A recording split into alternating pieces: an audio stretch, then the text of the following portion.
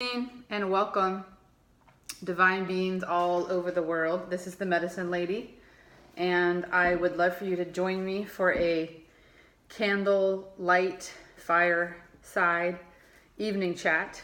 I hope you bring something comfortable, some nice herbs or wine or yoga mat or something to relax. You know what I mean? It's Friday. Definitely kick off your shoes and, get comfortable. This is not going to be a long video. I'm really working on making these videos as short as I possibly can, just because my goal is to be a bridge between a lot of the really deep mystical readers out there who are doing, 45-minute, even 20-minute, 2.5 hour long videos. I'm one of the people that watches those videos, and they're incredible. So profound, but I know a lot of people need something short and sweet. So that's what my goal is to be a bridge. So with all of that said, I want to focus on three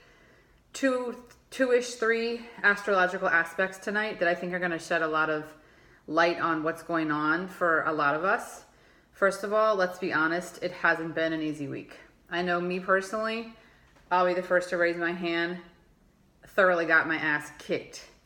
I'm on day 3 of processing some very intense past life trauma that I've been aware of and have been processing for a couple years now. I will say the processing does get a lot more subtle and a lot more manageable. And the other thing that's really helpful is if you can learn how to hold space for yourself. So holding space for yourself is something that I'm actually going to give a little bit of an overview of in a minute, but in general it means that you can kind of see yourself from the outside or from above, see yourself going through a hard time, and really hold space or have faith that everything's going to be fine, so that whatever you're going through, it's not permanent. To know that whatever you're going through, it really has a deeper meaning and it's happening for a reason. And so if you can really step back and have faith and you can engage with it, as opposed to sort of feeling a victim to it, even though it's thoroughly kicking your ass, that's where the mastery comes from. And trust me, I can speak from experience. I've been there. So if you have a really difficult life issue that you've been suffering under for your whole life or half your life or recently, the last 2 years, feel free to reach out to me. I've been through a lot in my life to get to where I am today. Birthing the healer within, birthing your spiritual gifts, coming through the spiritual birth canal, it's not an easy path. But I will say that it is a very meaningful journey. And there are a lot of fruits that can be harvested from all of your efforts. So what I want to talk about today is the importance of really coming face to face with truth. And when I say truth, I mean the truth that you've been avoiding. Let's be honest, during our lives, we build these walls of illusion to protect ourselves from our deepest wounds. And so we can't blame ourselves. We can't have this sort of mindset or mentality like, oh, I'm so fucked up. How did I lie to myself all these years? No, not at all. You know what I mean? Think of it like a cast. Like you had a cast on a broken bone and you're finally ready to take it off. You're finally ready to live your life without the illusion of that lie. So right now, a lot of you know, Mercury's in retrograde. And unfortunately, we have this pop culture understanding of Mercury that's very one-sided. And I'll be honest, I was definitely part of that trend for many years. But over the years, I have to say, I've started to look forward to Mercury in retrograde in certain ways. In particular, some of the past life, current life, they're all one, issues that I'm working through.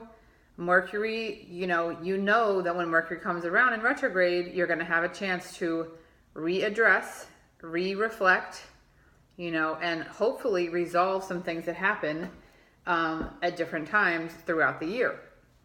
So right now, to me, this Mercury in retrograde is particularly powerful because it's in Sagittarius. So Sagittarius is ruled by the sign of Jupiter, as most of you know, and it's really the sign of natural law and higher truth, truth as in a capital T. And right now it's traveling with conjunct the planet Saturn, which is like sort of like the grandfather, you know, the authority. And in a certain level, it's like karmic law. It's like your karma, you know. It's like it's like reality. It's like that which you cannot escape. And I actually live on my Saturn line now, so I have to say I've become somewhat of a Saturn expert. And you know, Saturn's not, you know, it's not Leo, it's not Aquarius, it's not lighthearted, it's heavy. And so there's some really heavy karmic shit that we're coming face to face with right now. And, you know, it's not fun. It's not. Let's just be honest. It's not fun. But when we realize that it's happening for a reason and that, you know, it has a higher purpose behind it, we can do more than just suffer through it. Okay, so just as a real basic overview, the planet Mercury, which, you know, in other spiritual context would be seen as like the trickster energy, you know, whether if you're in Haiti or Nigeria, it's like Ilegua. If you're in, you know, some different Native American traditions, you know, that would be like the coyote. And so Mercury is the trickster, you know, it's represented by the mind, and then it's in the sign of Sagittarius, like I said, which is ruled by Jupiter, and Saturn is also right now in the sign of Sagittarius. And so it's all about really expanding your worldview. You know what I mean? Expanding your understanding of truth, and particularly in your own life. Mercury is a very like personal planet. So it has a lot to do with you, you know, it has to do with the way that you've constructed truth and the walls that you've built around yourself based on how you've constructed your truth. So I'm going to see what I can do to like keep this as short and sweet as I possibly can. But the other big thing that's going on that I do want to talk about as briefly as possible is that the planet Uranus has been in retrograde since August 3rd, I believe, and it's about to go direct. I mean, we really only have like a couple more weeks of it. And, you know, a lot of us out there, we have Uranus in retrograde. So we're already dealing with Uranus in retrograde energies. Let's really briefly give an overview of Uranus in retrograde. Okay, so I have 4 planets in retrograde. Yes, I know. It's not easy. At least I don't have 5 or 6. Could be worse. I have 1 personal planet, 3 retrograde planets. If you want to know, book a session with me. I'll look at your chart. We can talk about retrograde planets. It will probably blow your mind just like it did me. It was my final like aha moment in astrology of like, not final. One of the biggest aha moments for me in astrology of understanding myself was understanding my retrograde planets. So that means that when I was born, 4 of the planets in the sky were moving backwards or in retrograde. Okay. So right now in the sky, the planet Uranus is moving backwards in retrograde in relation to the Earth. Okay. So that has some very specific indications. So I want to talk first about what it means when you have retrograde, Uranus in retrograde in your personal natal chart. Okay. Or your progress chart. In my case, I have it in both.